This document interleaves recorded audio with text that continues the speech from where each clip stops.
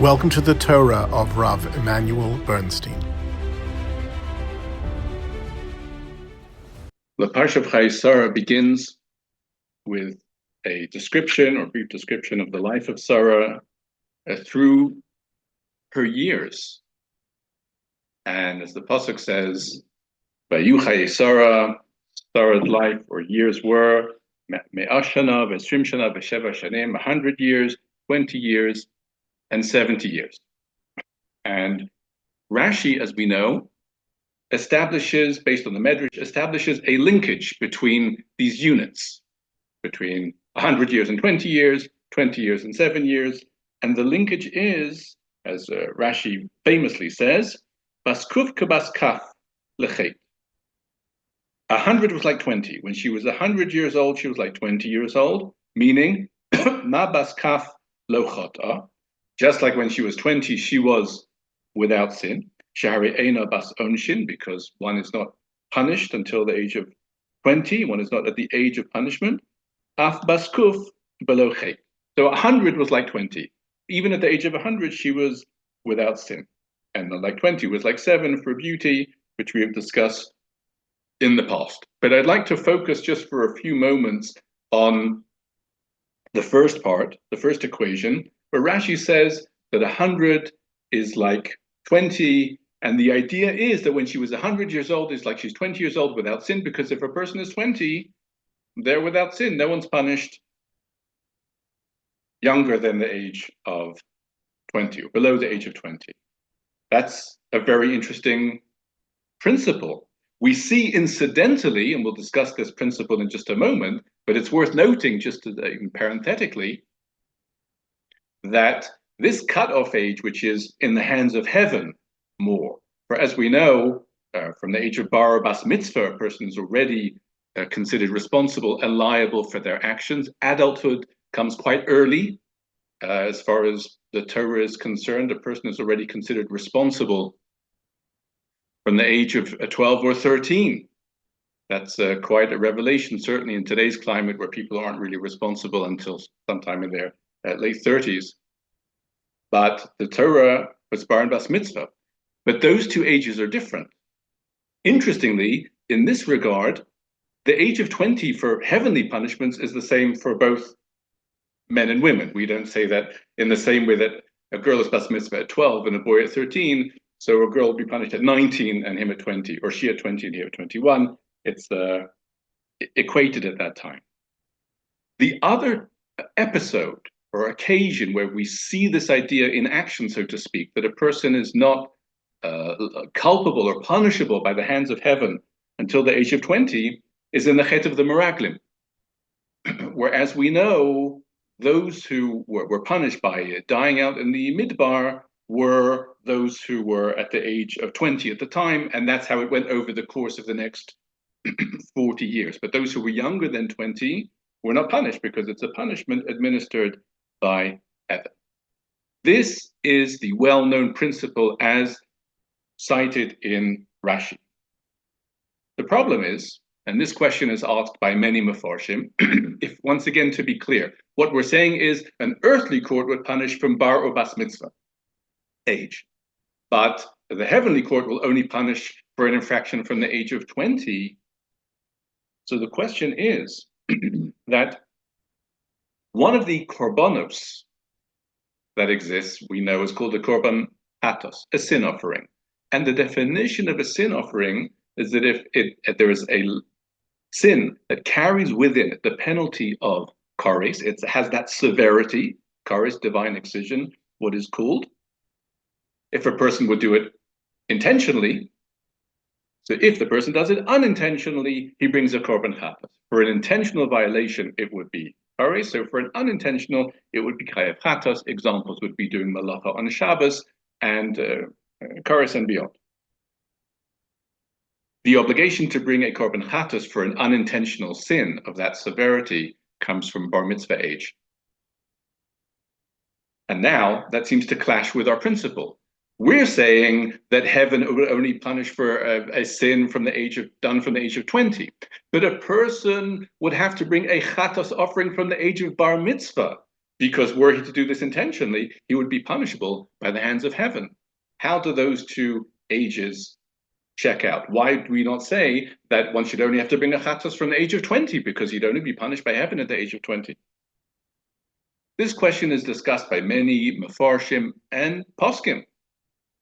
And one of the classic sources that discusses this, and we'll just bring one or two highlights from what he says to check in with this sugya, this discussion, is the Chacham Tzvi. Rabbi Tzvi Ashkenazi, one of the great poskim of the late 1700s, and 1600s, and the father of Rabbi Yaakov Emden. He was the Rabbi in Altona and Hamburg and so on. And the Chacham Tzvi gives a number of resolutions. We'll just mention two of them. Firstly, says the Chacham Tzvi, it could be that this principle that heaven only punishes for a sin from the age of 20 means heaven only punishes in this world.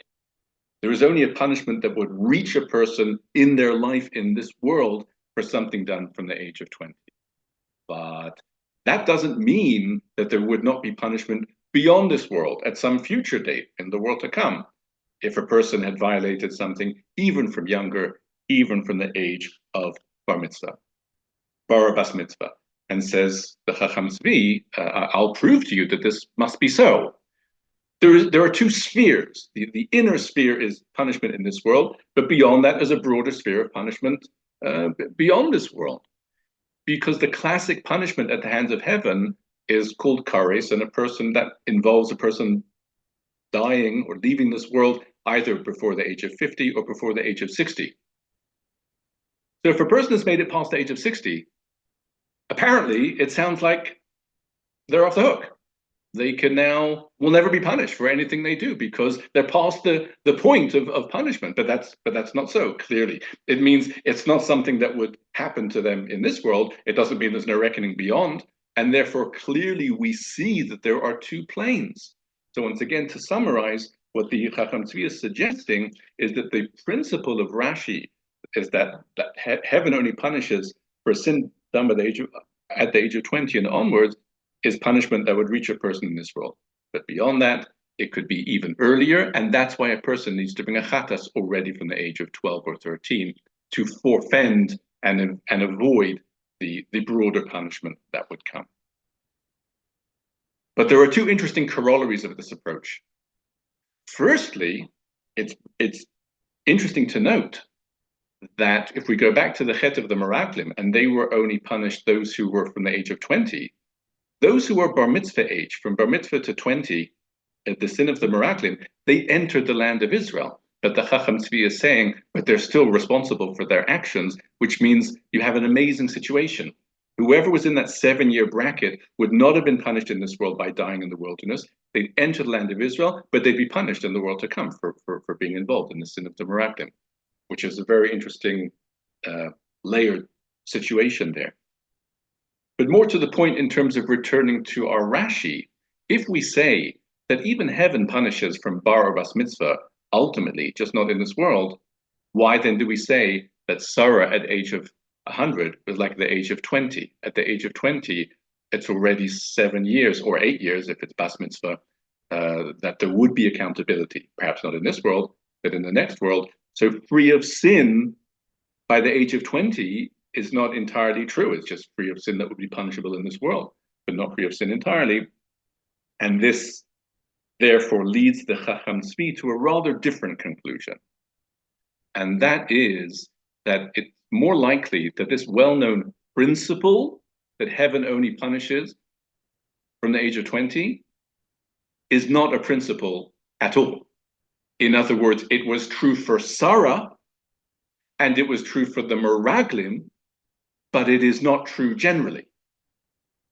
And the truth is that both Sarah and the Meraglim do not represent the norm in terms of liability for violation of one of the 613 mitzvahs, each one for their own reason. Sarah, very simply, is before the giving of the Torah. Before the giving of the Torah, many rules are different, and therefore it could be that in Sarah's time, there was only accountability from the age of 20. But on an ongoing basis, as the Chatos demonstrates, which is obligated from age 13, the age has been lowered. With the Torah being given, the rules change.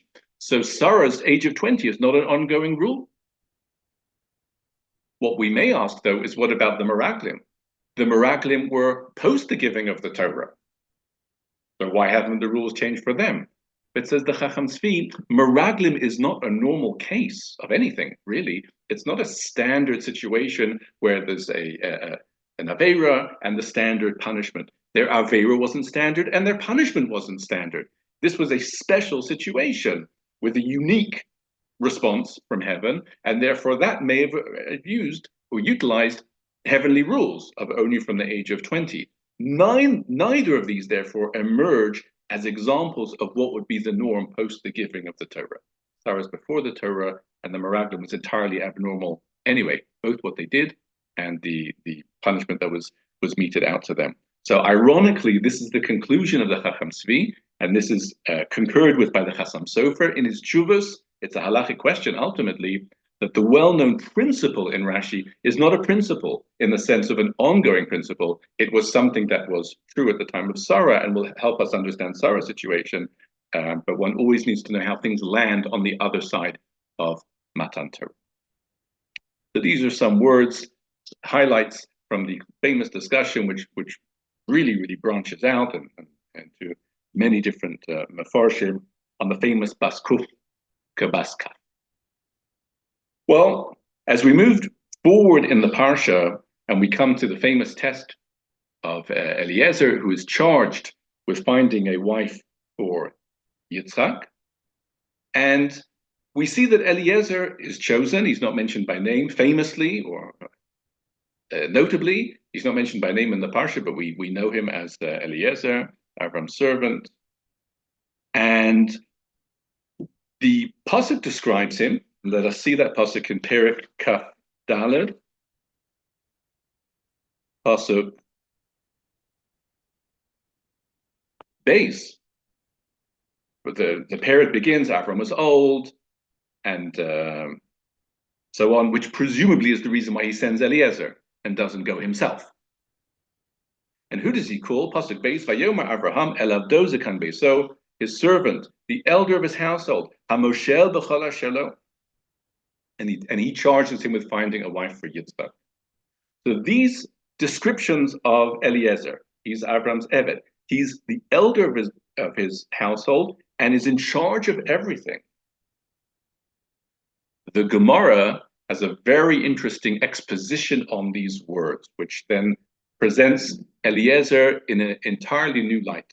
The Gemara says that Eliezer was an elder in Avram's yeshiva. Avram has a yeshiva where they learn Torah, however Torah was learned at that time. And Eliezer is one of the elder members of his yeshiva. Zekan Beiso, Zokon always means wise. Zekana, this one is acquired wisdom. Vadarta Pene Zaken. And Zekan Beiso is Darshan, this is a Gemara in Maseches Yuma, and Daf Kavches Samad Beis. That Eliezer was Zokin V'Yoshev B'Yeshiva. He's a Rosh Yeshiva. And moreover, says the Gemara, Hamoshel B'Chol Asher Lo. He was in charge and in control of everything that he had. Says the Gemara, that means that Eliezer was in charge, in control of his Yetzer Hara, just like Avram was in control of his Yetzer Hara.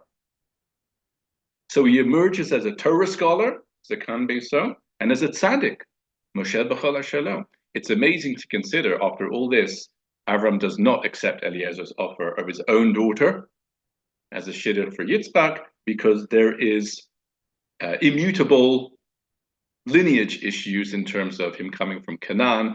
So on a personal level, he has really skyrocketed in terms of his attainments, but it's not for Yitzchak. And all the more amazingly is that after being rejected like that, Eliezer goes on to faithfully look for a wife for Yitzchak, opposed to starting a new yeshiva.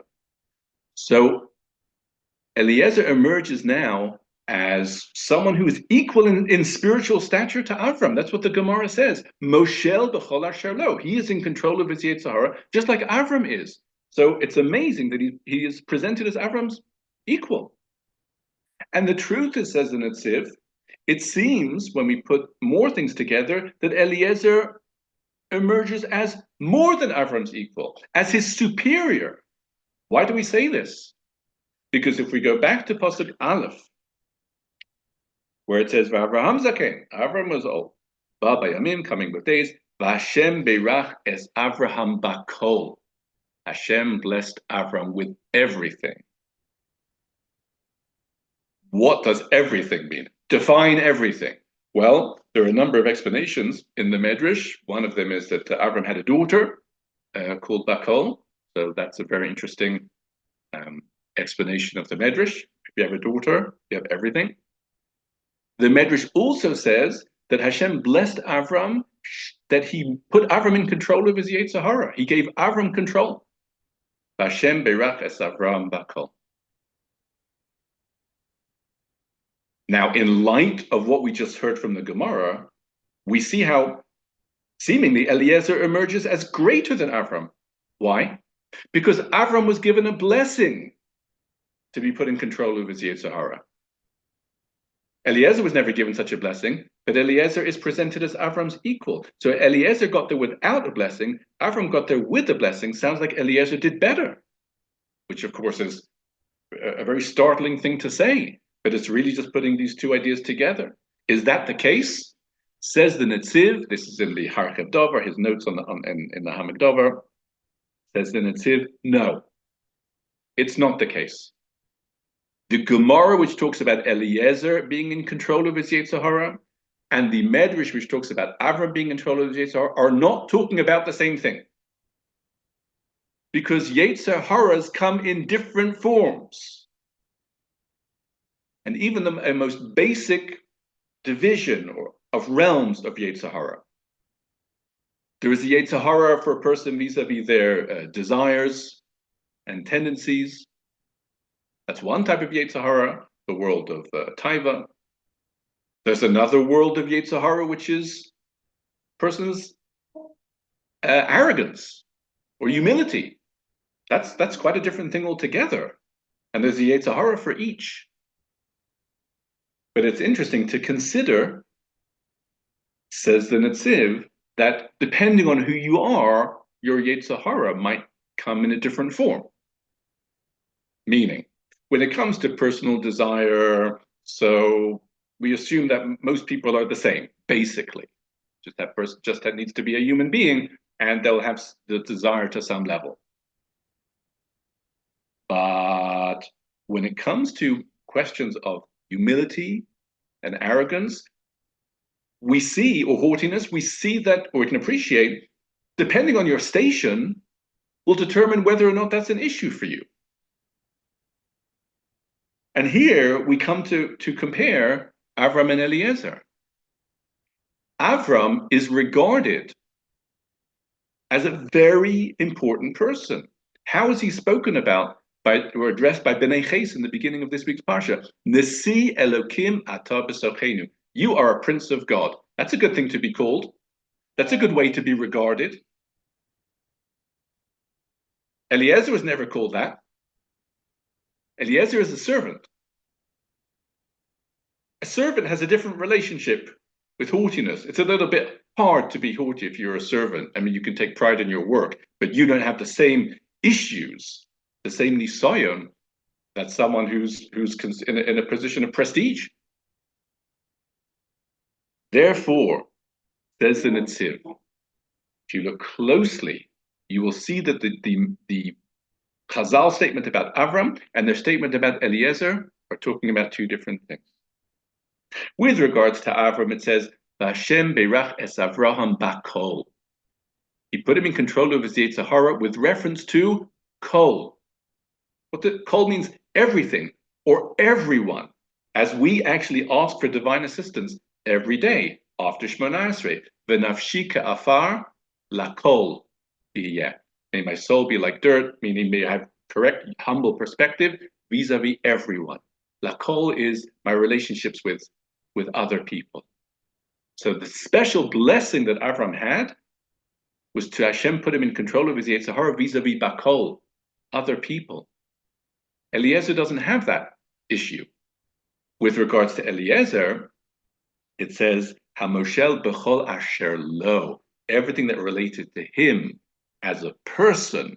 In that regard, he was the equal of Avram, which is a great attainment. But we would certainly not say that he was greater than Avram. He wasn't able to achieve without a blessing what Avram only got with a blessing.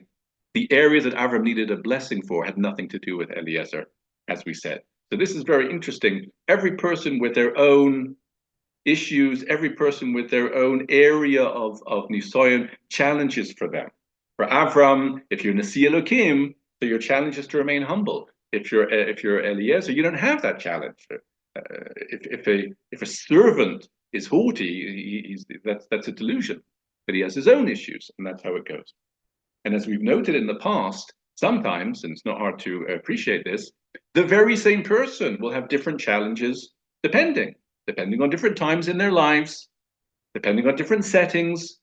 Everyone needs to be aware of what the relevant Yetzer Hara might be. And this is discussed by the Meshech Chochmah back in Parshas Noach. Noach is described in the beginning of the Parsha as Ish Tzadik Tamim. Tzadik and Tamim. Righteous and perfect. And that's B'derosov, in his generation. Later on, Hashem says to Noah, I see you as a tzaddik in my eyes in this generation. What does tzaddik mean? What does tamim mean? What does it mean for them to be together and to be separate? Rashi says that tzaddik means a person who has good deeds. The tamim is someone who has pleasant ways, who's humble. So the Meshech Chochmah says an amazing thing. This introduction of Noah is an overview of his entire life. These two descriptions, tzaddik, meaning doing the right thing, and tamim, being pleasant and humble, encompasses his entire life. The Rosov is 2 generations, because Noah really lived in 2 significant generations, antediluvian and post-diluvian, before the flood and afterwards. And in each time, it was a different distinction for him to be either a tzaddik or a tamim. And when you put them together, it was B'derosov, collectively in his generation. How so? Before the flood, all of mankind was corrupt. Noah was the only person who was acting correctly. But we appreciate that, on the one hand, for him to be a tzaddik in that climate was very difficult. Everyone's being a Russia, but you were doing the right thing. That's a great distinction in that generation. Was it a great attainment to be humble in that generation? Not really. Who's to be haughty over? Everyone ridicules him. Noah is not regarded in that generation. He's spurned. So before the flood, given the setup, the great challenge for Noah is to be a tzaddik. And it's an amazing distinction. And that's in that generation. Moving post the flood, at this stage, everything is reversed.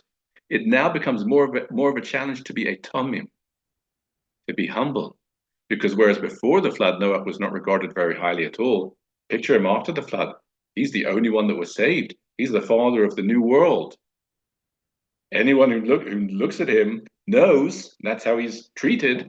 So all of a sudden, gaiva and haughtiness, they become the issue. Whereas to be a tzaddik is less of an issue because everyone was tzaddikim after the flood. They learned their lesson from the flood.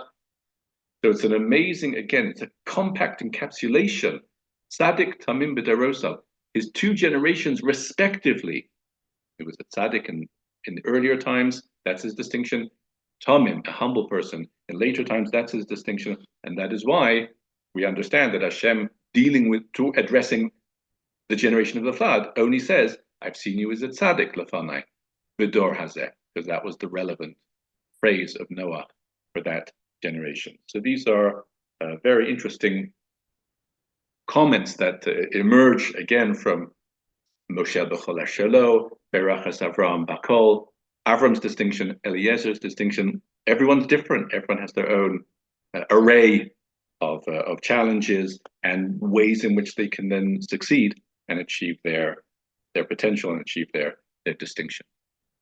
So Eliezer is chosen, and he arrives, and he sets up this test. And let us see how he describes it, just to see one verse for now, and that's in Perek Kaf Daled, Pasuk Yud Gimel. Perek Kaf Daled, Pasuk Yud Gimel. I mean, this is really the test, the end-all tests. Hinei anochi nitzav al ein hamayim. So he's arrived at the well, and he says, I'm standing here by the well. Uvenos and and then the daughters of the people of the city, they're going out to draw water. And as we know, the one who I will approach and ask for drink, and she'll give to me and also to my camels, she is the one. But it all begins by Eliezer saying, I am standing here by the well. Now, we note that, as is often the case, the word nitzav, which is used here, means standing. But there is more than one word in Lashon HaKodesh for standing. From a certain point of view, the one that we are more familiar with is omed. And this brings us now to the question that we will always ask, which is, if you have two sibling words, there are no synonyms, there are no pure synonyms, says the Vilna Gaon. There are no two words that mean exactly the same thing, because otherwise they wouldn't be two different words. But what then is the connotation between omed as standing and nitzav as standing? And the matter is particularly pertinent to our parsha, because we actually find both terms used with regards to Eliezer in this week's parsha. The first is the pasuk that we just mentioned, which is pasuk Yud Gimel. Hinei anochi nitzav al ein hamayim. I'm standing by the well. Moving forward a little bit, after Rivka has passed the test and she's run to her family to tell them all about it, so Lavan comes on the scene, and let's see pasuk Kaf Tes. Rivka ach shmo Lavan. She has a brother. His name is Lavan. Vayartz Lavan el ish achutza el ha'ayin. He runs to this person by the well. Pasuk Lamed. There's many details, but we'll see where we need to get to. So when he sees all the jewelry, and he heard the story about what this person had said to her, the whole test, etc.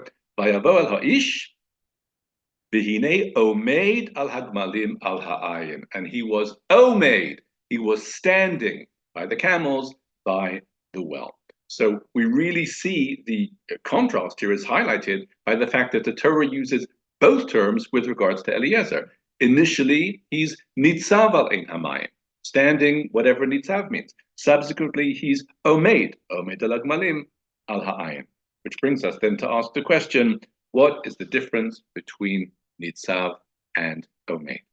And one of the Mefarshim who will classically discuss these synonyms, in fact, two of them very similar. The Malbim, of course, will always discuss these things, and so does the Ksava Kabbalah. And the Ksava Kabbalah here quotes someone, we have never mentioned him, but the Ksava Kabbalah quotes him quite often. He's one of the great Baalei Lashon HaKodesh from the 1800s. His name is the Rashab. That's his Rosh Hashanah, Rashab, which stands for Rabbi Shimon or Shlomo Pappenheim. Rabbi Shlomo Pappenheim.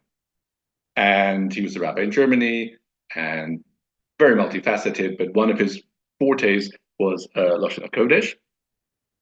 And he is cited by the Ksava Kabbalah, and the Rashab says as follows. The difference in connotation between omed and nitzav is that when you talk about standing, you can be really referring to one of two things.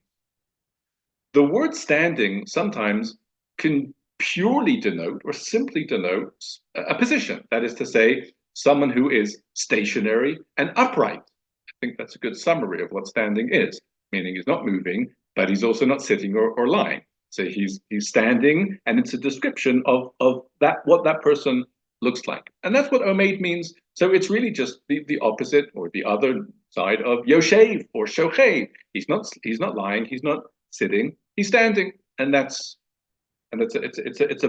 a position. The word nitzav actually is a particular type of standing. Nitzav means standing in the sense that he is standing with a view towards something, ready for something, expecting something, about to do something, apropos of something. And that already is nitzav. We find, therefore, for example, whenever we stand to do something, we would even have to use that term. It stands to happen. When the Jewish people are standing ready to receive the Torah, so the word nitzav is used famously.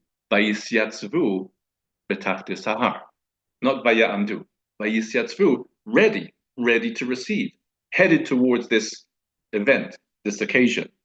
And likewise, later on in the Chumash, Parshas Nitzavim, Atem Nitzavim Hayom Kulchem. Again, the word Nitzavim is used because you're standing with a purpose in mind, towards something, which is mentioned in the next one or two psukim. La'avrecha b'vris Hashem Elokecha, in order for you to forge a covenant with Hashem. So standing ready for something, as we say, is called Nitzav. So that really exists as a subset within the broader Omer, which is standing for any other number of reasons. With this in mind, says the Ksava Kabbalah, again quoting Pappenheim, that is why in Pasuk Yud Gimel, Eliezer, the earlier Pasuk, Eliezer describes himself as Nitzav al Ein Hamayim. He's standing there with the view to initiating a test. So he's headed towards something. He's not standing there just as opposed to not sitting. He's standing, setting up base there in order to initiate, to engage in this test and so on. And that's why the term used is Nitzav. By the time Lavan finds him, the test is over. There's nothing that he's there set to do. He's standing there looking after the camels, waiting just to hear news back about Rivka. But from that point of view, he's no longer Nitzav. And that's why the Pasuk describes him as Omer. Another noteworthy case within the Chumash where this comes out, and it's good to see these two to crystallize the point, is in Parshas Yisro, actually. These two terms are used in two psukim back to back. Namely, in Perek Yud Ches of Yisro, when Yisro sees everyone is standing around Moshe and he asks him what is happening, why are they here, why are they standing around you? So just to cite those psukim, again, there's two psukim back to back. Perek Yud Ches starts Pasuk Yud Gimel. It's Sheni. Vayim Macharas, it was on the morrow. Vayeshev Moshe lishpot ha'am. Moshe sits to judge the people. Vayamod ha'am al Moshe. Vayamod ha'am al Moshe. Minaboka ad ha'arev. And people were standing by Moshe from morning to evening. Yisro sees this. Pasuk Yud Dalet. Vayar Hosei Moshe. It's kol asher oseh la'am. Moshe's father-in-law sees what he's doing, and he asks, what are you doing?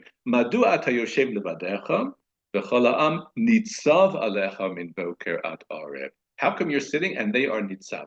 So that's again very interesting. Pasuk Yud Gimel described the Am as being Omer. And Pasuk Yud Dalet, in Yisro's words, he talks about them and asks why they are nitzav. And here too, says the Ksava Kabbalah, that initially what Yisro sees is just the very fact that they're standing, and it's difficult for them to be, he feels it's difficult for them to be standing and not sitting, which means that's where the word omed is used. You see, they're all standing. Now, it's clear they're standing for a reason, but it's really the fact that they're standing that bothers him.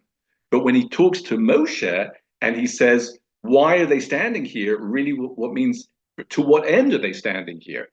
And that of course is the territory of nitzav. And it's to say they're not just standing here because they have nowhere else to be. They want something from you. What is that thing, and how can it be perhaps delegated, as he starts to present his idea? But that is once again the attentiveness to the shift in phraseology. Easy to read those psukim many times and not notice that the term for standing has shifted from one pasuk to the very next between Omer and Nitzav, and that, as always, is the area of synonyms within Lashon HaKodesh. Well, Rivka passes the test. Eliezer meets the prospective in-laws, Rivka's parents, and lo and behold, they agree. And they actually agree in the glowing terms. He tells them the story, and in Pasuk Nun Aleph, with Elul and Peret Kaf Dalet, in Pasuk Nun Aleph, they say, in Pasuk Nun, Vayam Lavan Besuel, Vayomru, Me'Hashem Yatsa Davar. This is divinely ordained. Lo nuchal daber elecha ra'oto. We can't say anything here that will make a difference. Not bad and not good, which gives us a bit of an insight as to what they would have said if they only could, but they can't. And they say it's Rivka, and it's bashert.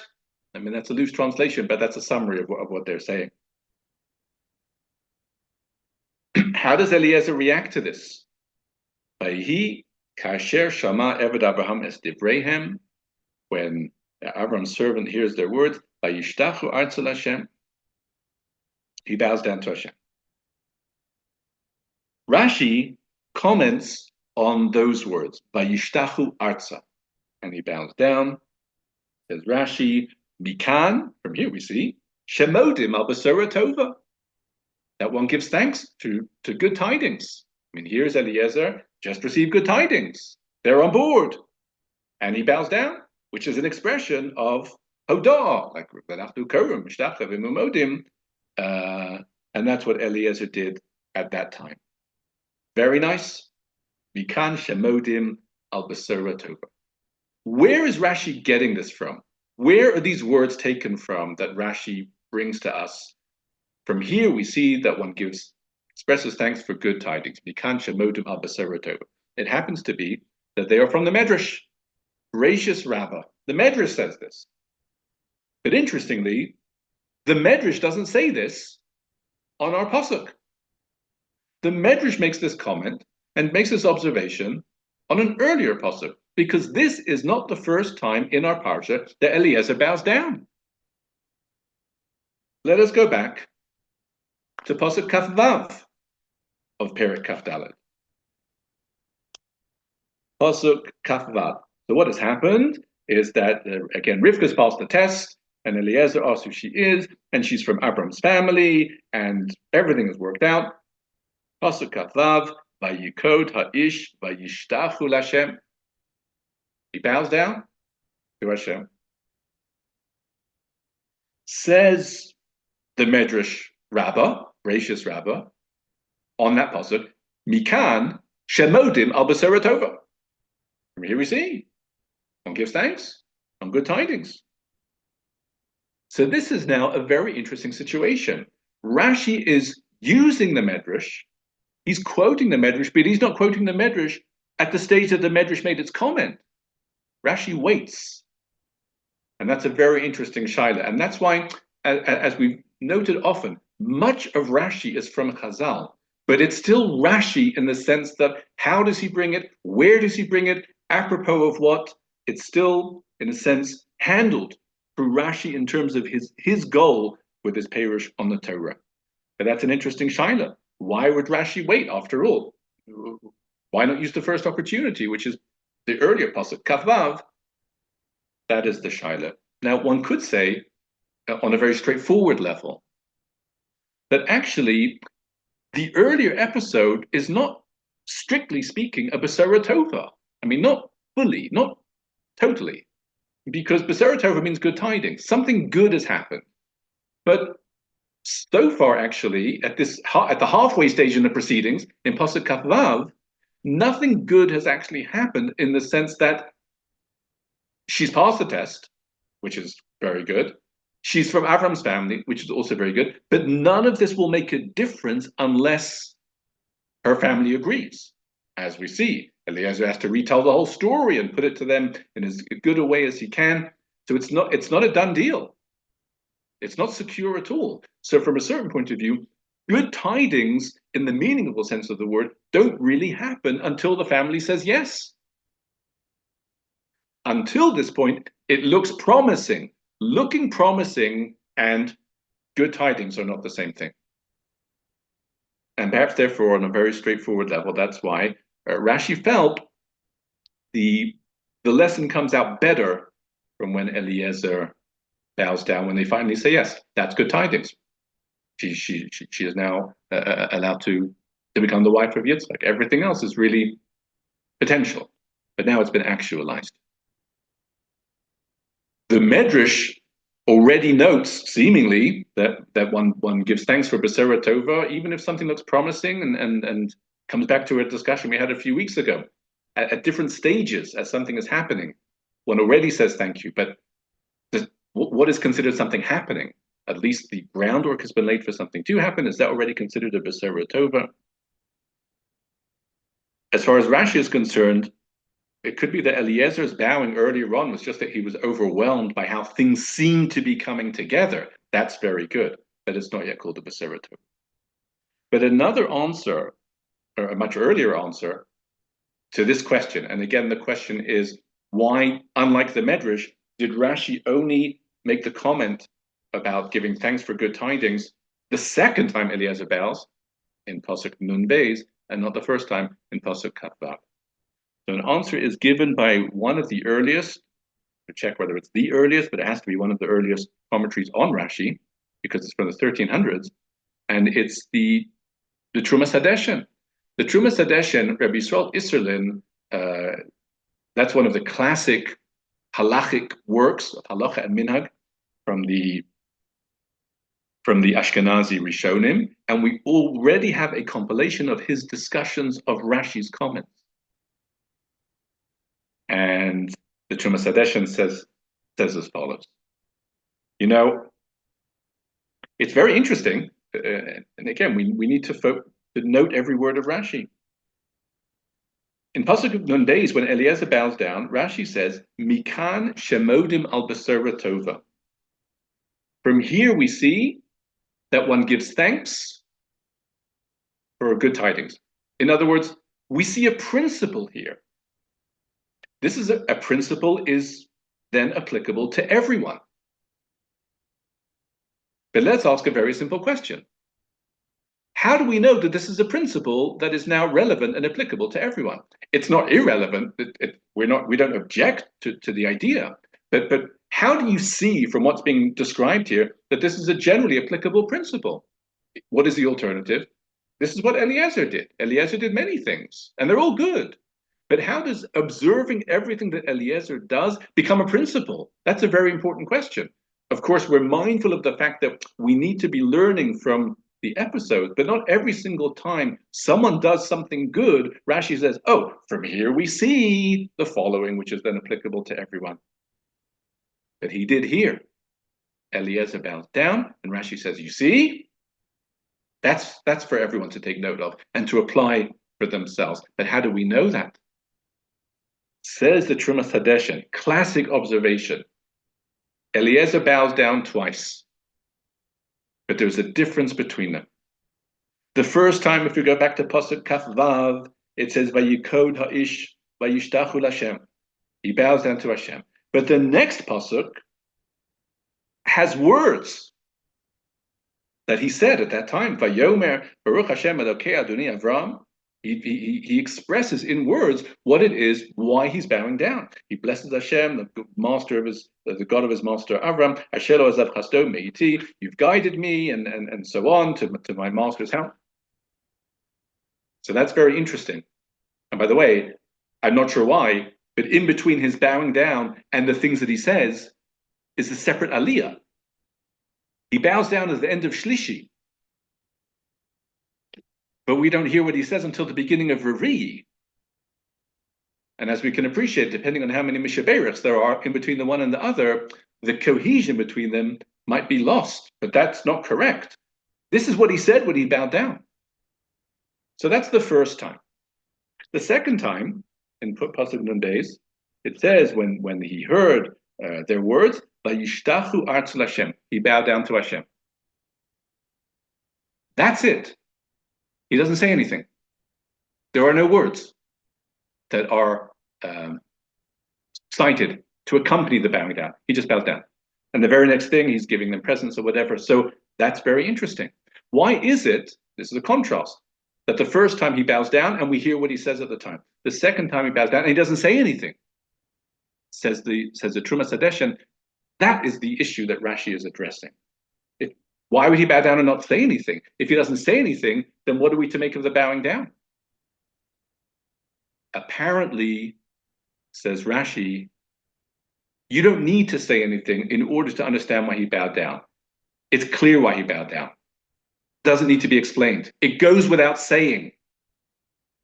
And it literally goes without saying. Nothing is said.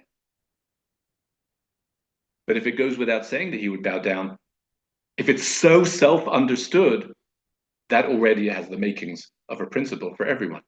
If it's so clear and doesn't even need to be explained, then it could only be because everyone should be able to relate to it. So then everyone should do it.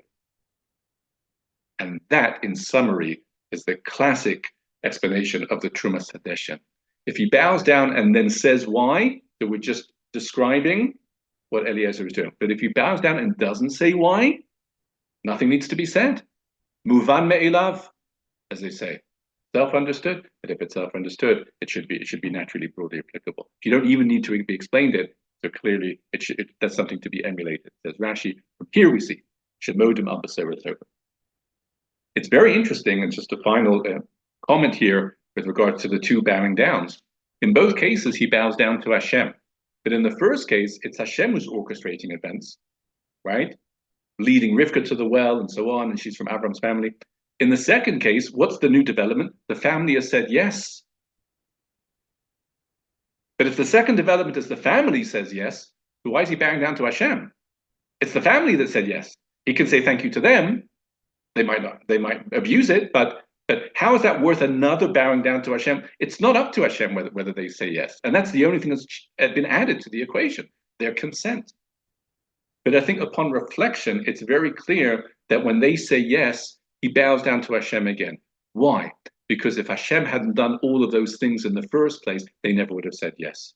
If he just came to them with no story, with no test, with nothing by the well, and he just says, I'm Eliezer, so they would have caused problems and maybe not would have agreed. It's only because they say, Mi Hashem yatzah davar. It's so clearly the hand of God that brought you here and orchestrated these events. How can we not say no? So how can we not say yes? Which means their yes is the product of all of that hashgacha. It deserves another bowing down to Hashem. That's also Besora Tova, for Hashem's hand in leading them to say yes. As we mentioned from the Alchich in the past, he refers to their consent as chesed ve'emes, kindness and truth. Chesed and emes are contradictory. If it's kindness, it's not true, meaning it's not necessary. It says, Eliezer, here, it's up to you. If you say yes, that will be very good. But you have to say yes. I mean, after the story, who's Rivka going to marry? Someone else? And destiny is calling. You have to respond. You can say no if you want, but can you really say no? And in the end, they couldn't say no. That's for that. That deserves another expression of gratitude to Hashem. From here, let us move to and our final discussion, which is the very end of Perek Kaf Dalet. Rivka has come back with Eliezer, and she's presented to Yitzchak.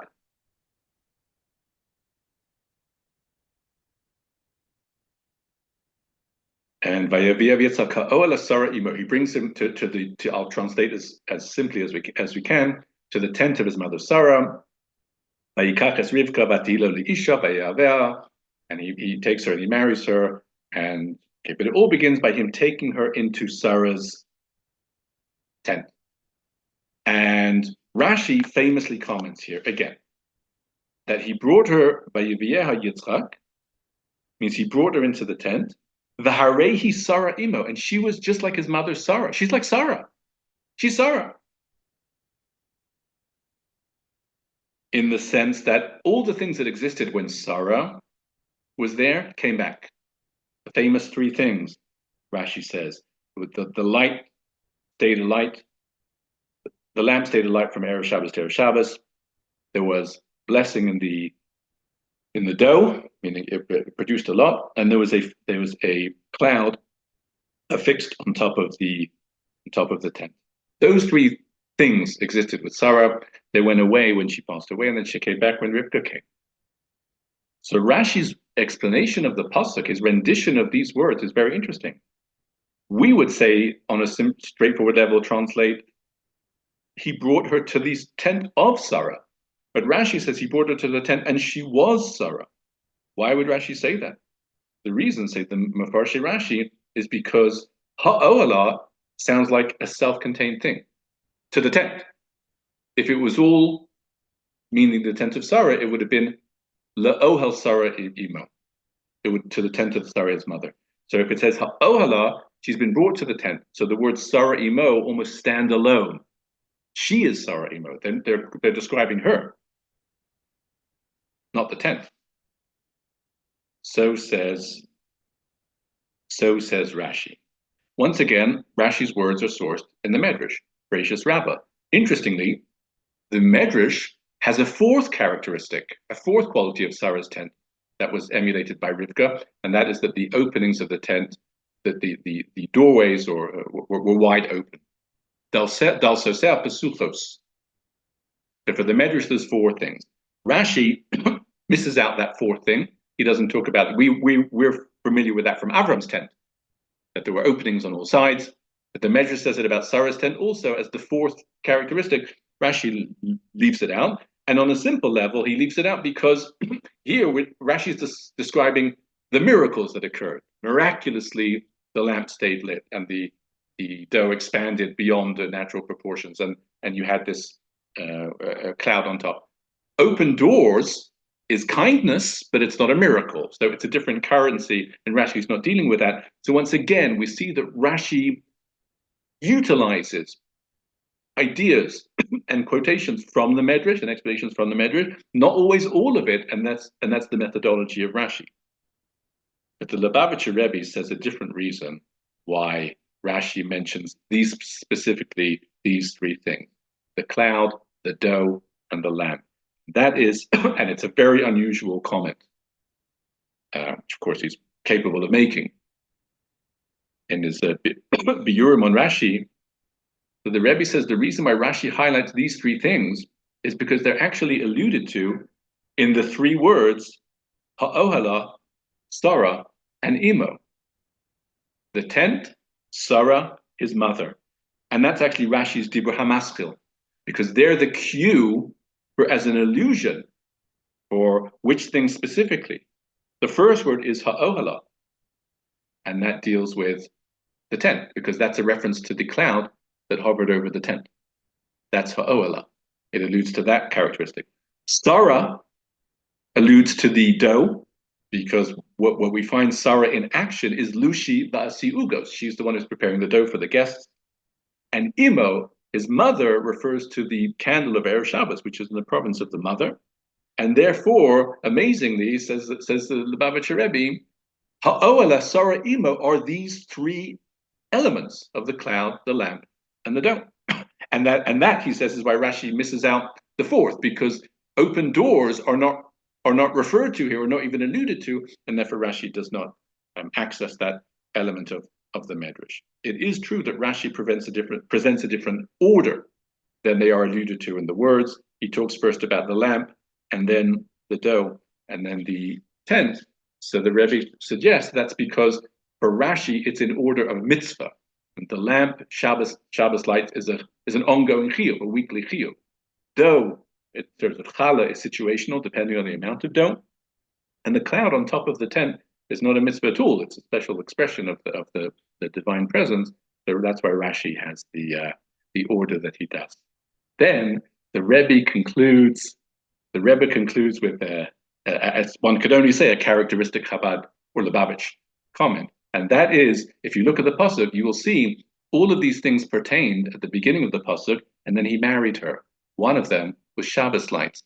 That means she was lighting Shabbos lights before he married her, which tells us, seemingly, that even an unmarried girl should light Shabbos lights. And moreover, says the Rebbe, she, according to Rashi, she was only 3 years old at the time. And putting that all together, it sounds like even young girls should be lighting Shabbos lights, which, as we know, is a very well-known Lubavitch custom, that the young girls also light the Shabbos lights, whether they light one or two. And the Rebbe says, you see it from Rivka.